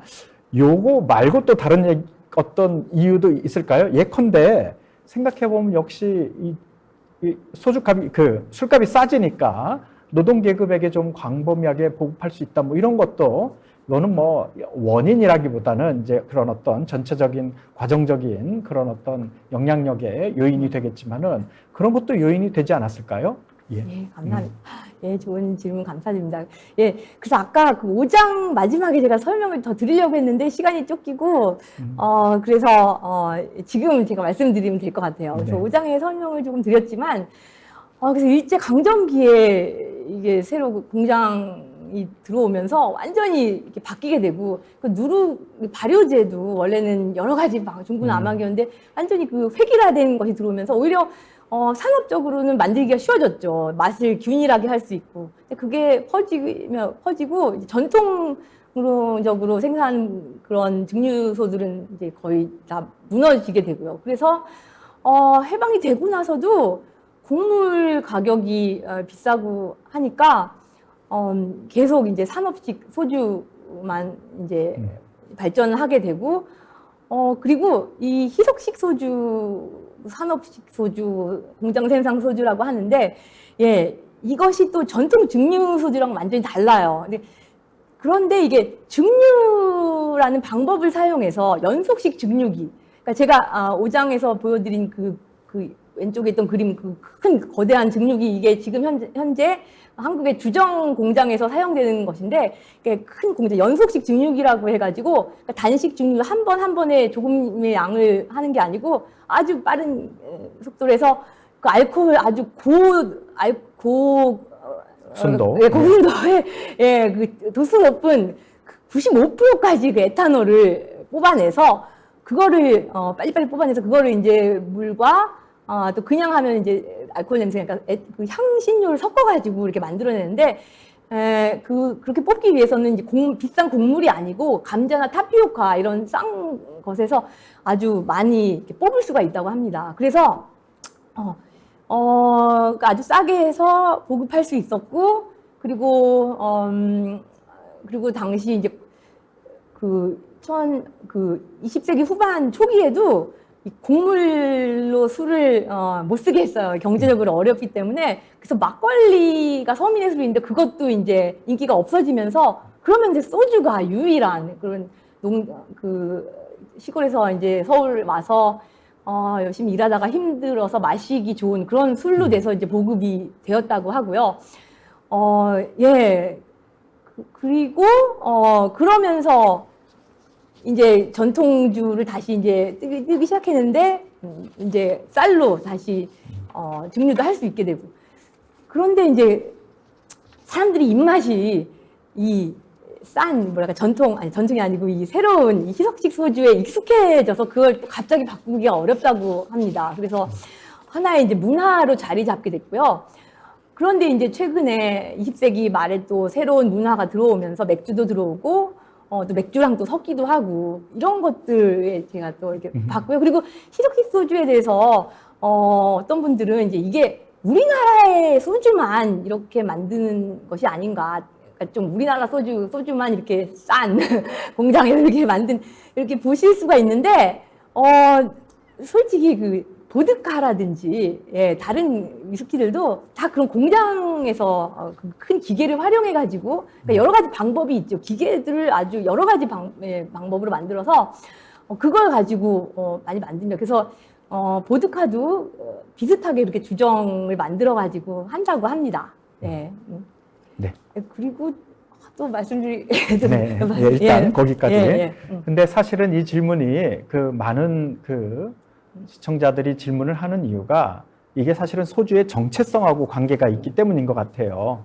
왜냐하면 지금 이제 이 책의 내용도 증류기술의 성립과 증류기술의 전파, 이것과 이제 주로 관련된 것인데, 정작 그렇게 소주를 즐기는 우리나라에서는 증류식 소주보다는 이제 희석식이 더 많이 있으니까 이게 이제 진짜 소주냐, 이제 이런 식의 소위 말하면 그 본원성, 정체성이 이제 문제가 되는 거죠. 그래서 저도 아닌 게 아니라 우리 박 선생님께 여쭤보고 싶었는데, 사실 그러니까 이게 음료이기 때문에 또 맛이 정체성의 일부잖아요.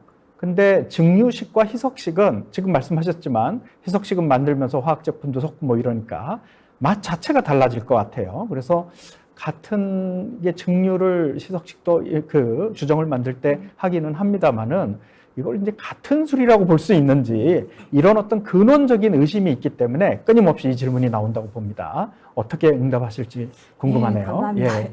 예. 예, 그래서 제 5장의 이제 뒷부분에서 저 그 정체성 논의를 제가 했어요. 그리고 나름대로 제 의견을 제시했는데 이거는 네. 이제 제 의견이고 얼마든지 여기서는 다른 또 의견을 주실 수 있는데 이 최근의 역사만 본다면 이게 정말 이게 두 개가 다르게 보일 수 있겠지만 저는 이제 고대까지 그 기원을 파고 들어간다면 같은 증류 기술에서 이제 시작돼 가지고 이렇게 보존성을 높이고 알코올 도수를 높이고 그렇게 하면서 계속 여러 시대를 거쳐서 발전해 온 것이기 때문에 또 고려 시대 술과 또 조선 시대 술이 다르고 또 지금 민속주 부활이 됐지만 그것이 얼마나 그 전통 시대 그 조선 시대 거랑 같은지 그거는 아직 모르는 거기 때문에 그리고 계속해서 이제 입맛도 바뀌고 발달하기 때문에 그리고 같은 증류 기술을 사용한다는 점에서는 저는 그리고 또 이 소주라는 게 원래 그 증류 소주가 있었는데 새로운 기술이 들어와가지고 이렇게 조금 바뀐 것이잖아요. 그래서 같은 그런 문화의 발전선상에서 본다면 저는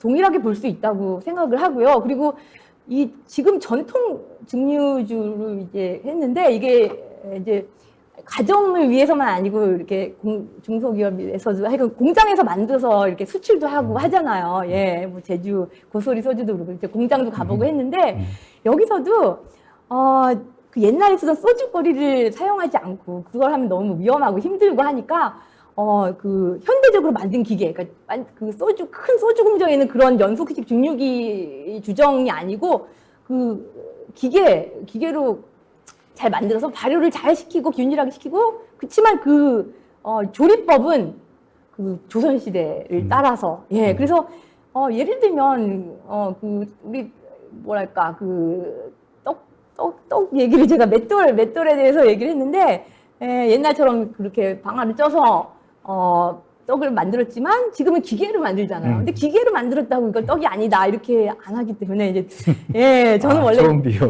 이걸 쓰긴 했는데 이거를 제가 이거 너무 나간 거 아닌가 했는데 제 그 동료들이 이거 중요한 내용이라고 쓰라고 해서 이렇게 써줬습니다. 그래서 그렇기 때문에 기계가 지금 같은 경우는 그거를 이제 안 쓸 수가 없는 상황이고. 이제 그건 하나의 입장이고요. 또 그리고 제가 대전 선양소주 맥키스 소주 공장을 방문하면서 여러 가지 이제 배운 게 있는데 큰 산업식 소주 공장에서도 전통 소주와 연결을 시키는 노력을 많이 하시는 걸 봤어요. 그래서 어떤 소주는 아주 작은 5% 작은 양이지만은 증류식 소주랑 섞어서 이렇게 뭔가 이렇게 만드시는 것도 보고 그리고 또 이 산업 소주가 맛이 또 비슷하잖아요. 제가 아까 보여드린 지도에 여러 1도 1주 정책 때문에 각 도에서 소주를 만들었는데 맛은 다 비슷하고 했지만 그래도 나름대로 각 도에서 또 나름의 독특한 그 소주 브랜드를 만들기 위해서 노력을 하시는 것도 봤고요. 이거는 산소를 주입한다든지 뭐 이런 걸 통해서 맛을 향상시키려는 노력도 봤고요. 그렇기 때문에 증류주의 맛을 그러니까 그 발효를 1년, 2년, 뭐 몇 년 심지어는 그렇게 해서 맛있는 맛을 만들어야 되는데 그거를 아주 단기간에 그거를 향신료를 써서 만드는데 그게 그래서 짧게 만들고 대규모로 만들기 때문에 가격이 싸지고 맛은 조금 덜하지만 그래도 그만큼 비슷하게 그래서 이제 미국 같은 경우는 이 소주가 많이 팔리는데 심지어는 보드카보다 더 많이 팔린다고 합니다. 가격 때문에. 그리고 보드카는 40도가 넘기 때문에 아무 레스토랑에서 팔지 못하고 꼭 그 엄격한 면허가 있는 곳에서 파는데 이 한국 소주는 20% 이하이기 때문에 더 많은 곳에서 팔 수 있고 그렇기 때문에 더 많이 보드카보다도 인기를 끌고 있다. 근데 그렇다고 해서 이거를 그래서 그런 연결이 있고 또 산업식 소주 공장에서도 심지어 이제 50%까지 증류한 그런 증류주를 또 만들어서 이거를 이게 마시기 위한 게 아니고 여러 음식 회사에 보내서 고추장이나 된장에 섞기 위해서 그런 걸 보면서 이게 둘이 완전히 분리된 게 아니고 여러 가지 이제 연결이 돼 있구나. 그래서 좀 더 이렇게 유연하게 볼 필요가 있지 않을까 생각했습니다. 그런 어떤 역사성을 생각해 보면 그런 어떤 기술의 그 복합성 이것까지 다 고려를 하면 역시 연속성이 있다 이런 쪽에 이제 방점이 있는 응답을 해주셨습니다.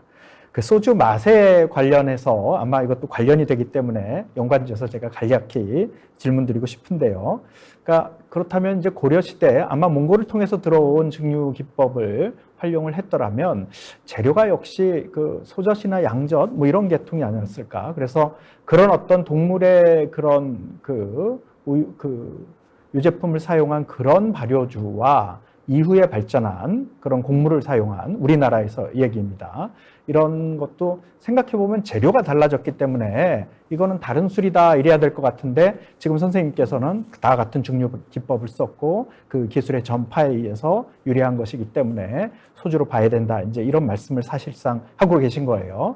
저는 이게 갖는 함의가 굉장히 그 소주의 정체성에 대해서 제공하는 함의가 굉장히 크다고 생각합니다.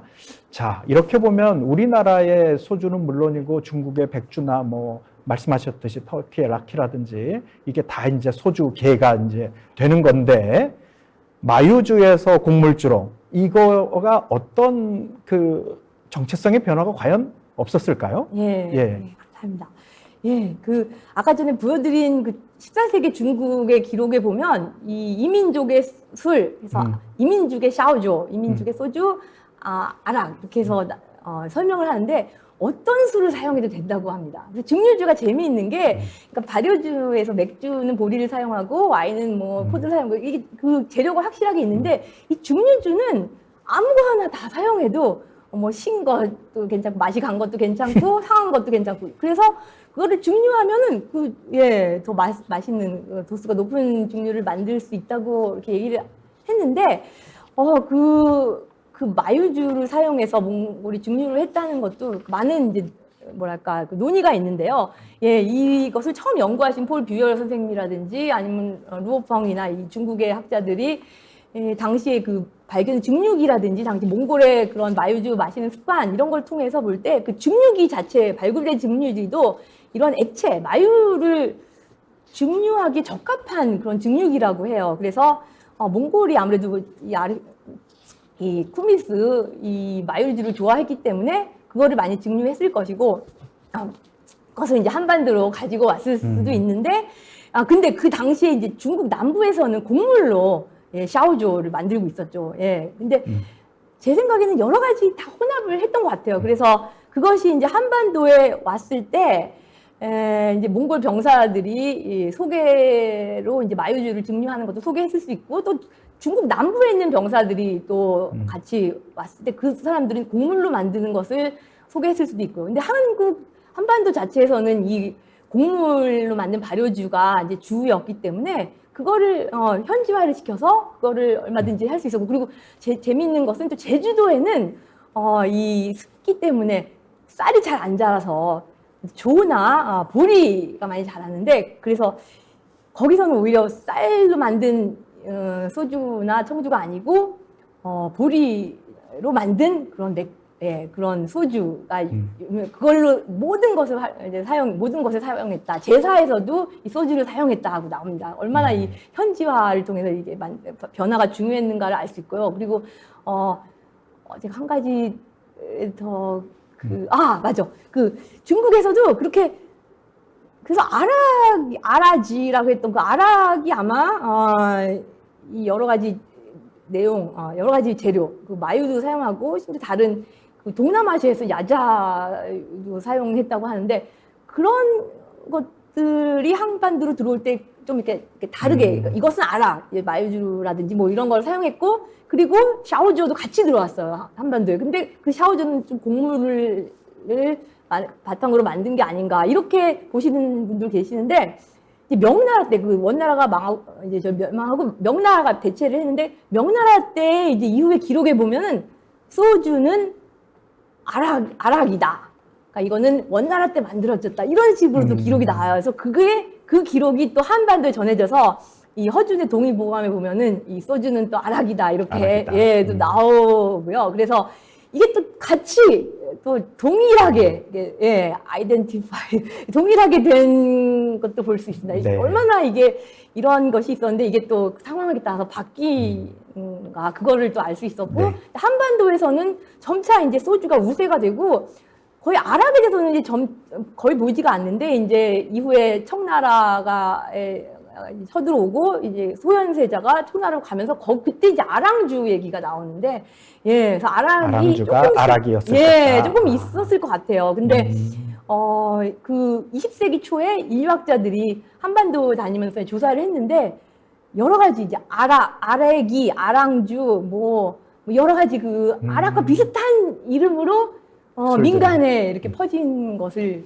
예, 네. 발견했습니다. 네. 근데 또 그 당시에 유라시아에서도 비슷한 이름의 이 만주에도 가고 서쪽으로 이란 계속 이렇게 퍼진 것을 네. 볼 수 있습니다. 그러면 역시 저 몽골 계통은 그냥 이름하여 아락 그 계통이 되는 것이고 예, 근데 한족이 이제 그거를 뭐 수입했든지 혹은 발전을 했든지 하여튼 거기에서는 주로 샤오주, 소주 이 계통으로 이름이 발전을 했다. 예, 근데 이게 하지만 같은 내용이다. 예, 아까 아이덴티티 말씀하셨어요. 같은 내용은 이제 시대가 지나면서 이렇게 그렇죠. 합쳐지는 것 같아요. 네. 예, 그래서 아주 거기 복잡해요. 관련해서 이건 약간 이론적이라서 살짝 덧붙이면 혹시 소주가 왜냐하면 이건 이제 기술의 발전에 대한 거라면 증류 기술의 발전에 대한 거라면 한 곳에서 발명이 돼서 여러 곳으로 전파했을 수도 있지만 다중 발생설도 얼마든지 가능하잖아요. 왜냐하면 뭐 곡물이나 이런 것들을 증류하는 기법 자체가 인간의 어떤 이성에 의해서 네. 다중 발생할 수도 있었을 테니까 그런 설을 제기하는 학자는 없나요?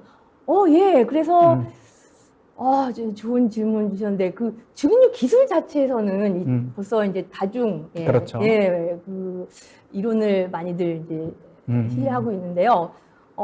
이 증류주 자체에 대해서도 가능성은 있는데 제가 이제 저희가 기록이 없고 기록이 또 없고. 중요한 예. 것은 저희가 보기에 중요한 것은 이게 여기저기에서 한 번씩 나타났다가 사라지면 그건 그게 큰 영향을 안 끼친 이게 영향력이 좀 덜한데 이게 갑자기 여기서 유행이 시작해가지고 쫙 퍼져서 보급이 된 기록에도 많이 남아요. 네. 이런 것이 정말 그 역사 속에서 사회에 영향을 끼치고 그러니까 저희가 주목해야 네. 되는 것이 아닌가 싶습니다.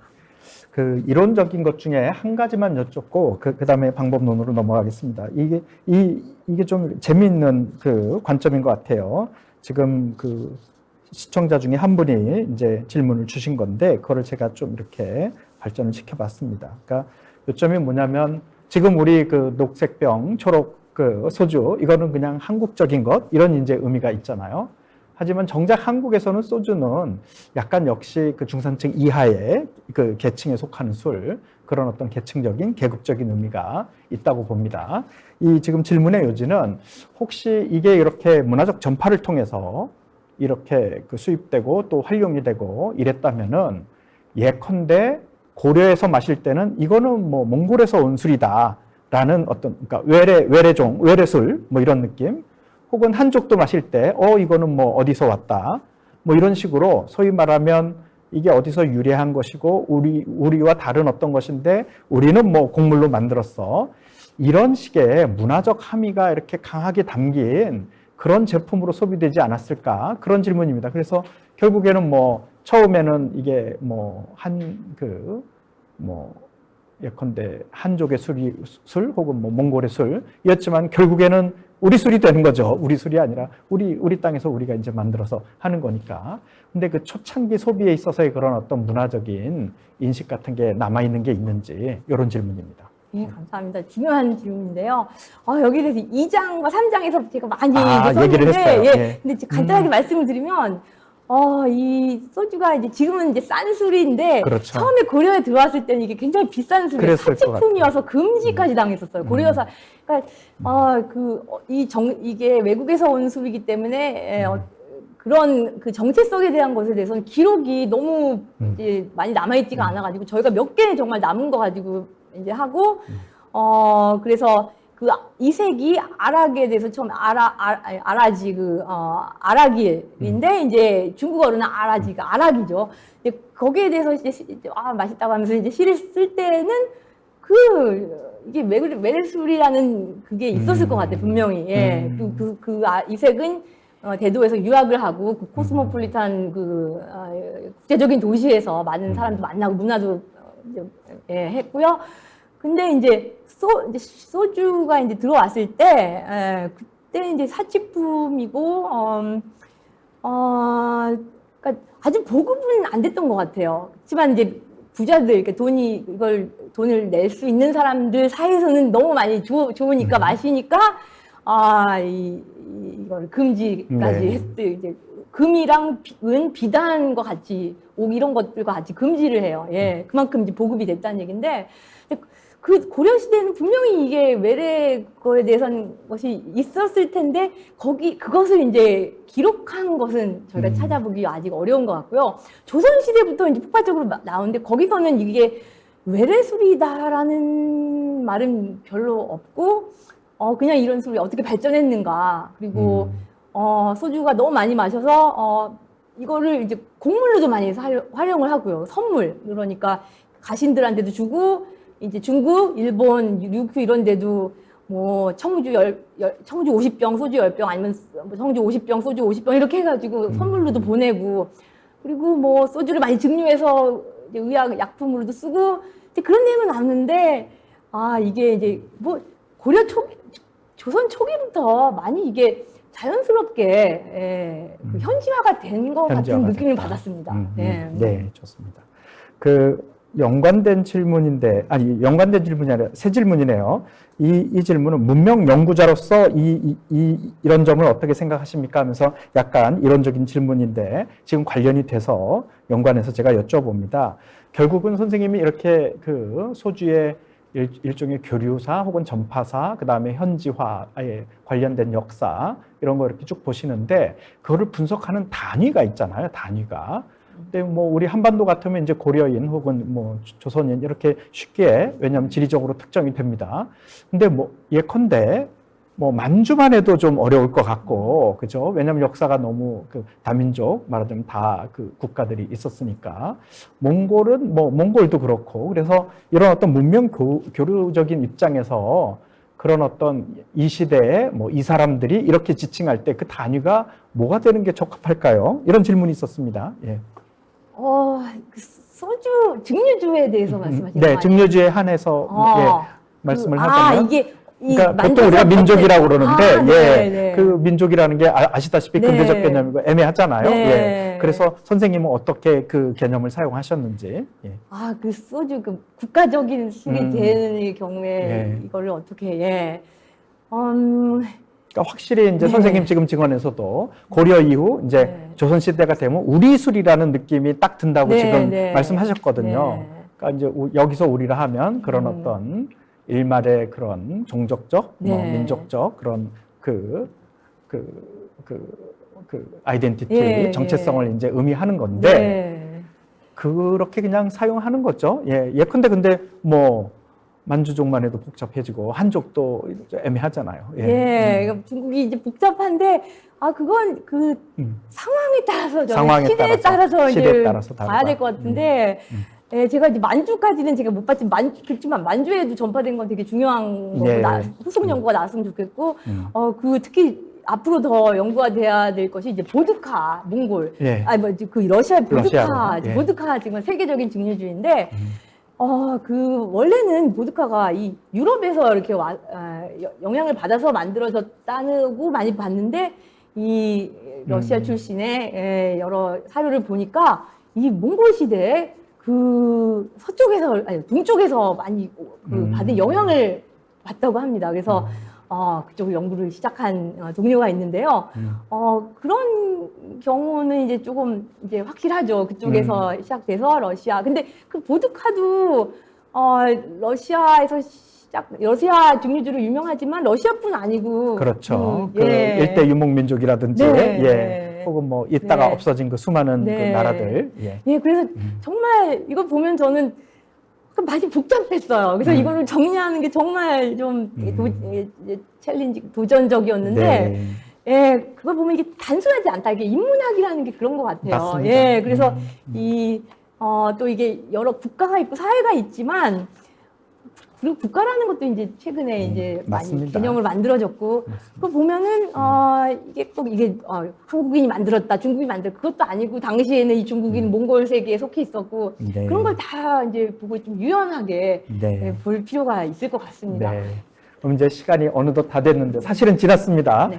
이 질문을 꼭 정말 드려야 될 것 같아서. 왜냐하면 이 질문도 많았어요. 많았고 또 진짜 그 예비 독자들이 궁금해 하실 내용인 것 같아서 저는 이미 힌트를 받아서 알고 있습니다만 선생님이 이 책을 쓰기 위해서 참조하신 사료의 집합 있잖아요. 네. 어디에 그런 사료들이 주로 있고 네. 몇 개국 언어로 돼 있으신지, 즉 선생님이 몇 개국 사료를 해독하실 수 있었는지 이게 궁금합니다. 예, 그래서 저는 이게 소주의 역사가 아니고 세계사이기 때문에 이제 중국에서 이제 특히 왔기 때문에 중국 사료를 봐야 됐고 또 아랍이라는 것이 이제 중동에서 올 가능성이라든지 그런 걸 다 보기 위해서 일단 제가 중국사 전공이기 때문에 중국어 사료를 했고 또 이슬람과 중국의 교류에 대해서 박사 논문을 썼기 때문에 아랍어도 좀 공부를 했는데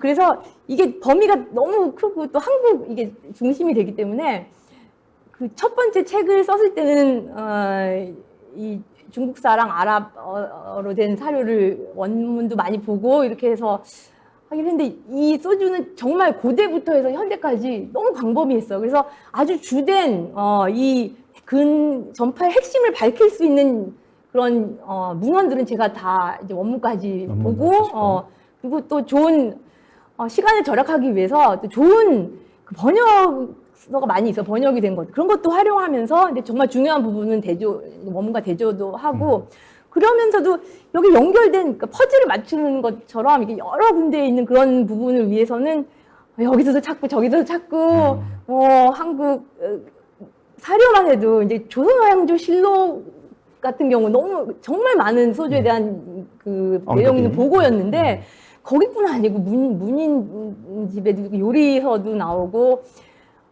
예 그래서 원래 그 4장이랑 5장 조선시대랑 20세기 21세기를 한 장에 저는 쓰려고 했는데 이거 하다 보니까 너무 많아져서 이것도 제가 가장 중요한 것만 하겠습니다 하고 줄인 거거든요. 사료가 아까워서 쓰다 보니 책이 된 그런 경우. 예, 원래 책으로 저는 조그만 책을 조그만 얇은 책도 있으니까 이렇게 쓸 생각을 했는데 쓰다 보니까 커져서 이걸 압축을 시켜야겠다.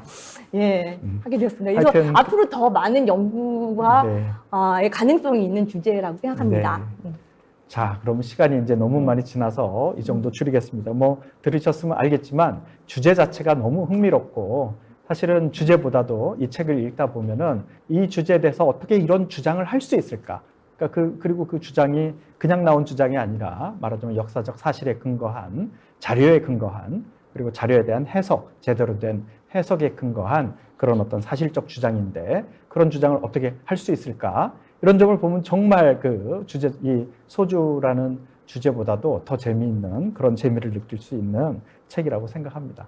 오늘 발표해 주신 우리 박현희 선생님께 감사를 드리면서 오늘 서울대 이 저자 강연, 원래 저자 강연, 저술 강연 15회 이것으로 마치겠습니다. 감사합니다. 감사합니다. 감사합니다.